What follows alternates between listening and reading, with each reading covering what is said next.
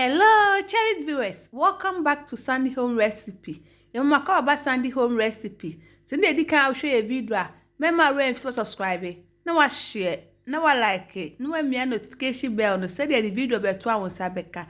Ne be so say be oatmeal for breakfast. Who dey milk be go sauce pan mu. Who dey akosi ja so ama na wu kakra. Say woni milk abetime yusu ensuo.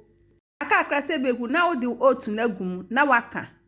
Enti se wo yusu milk we ya betime yusu ensuo eno so wo ka wiansa na wo de milk ne den ebegum wakama ni nyina afare na ehuru no na wo de enchin kakra ye den egumu. Please, if you are new to our channel, don't forget to subscribe, share, like, and also click the bell icon to get new video we will post.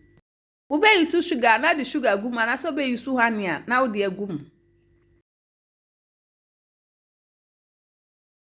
Abe na watrie na okohwe agubuo mu na wa serve se wo pese wo the fruit ka ho so abetimi the fruit aka ho edi.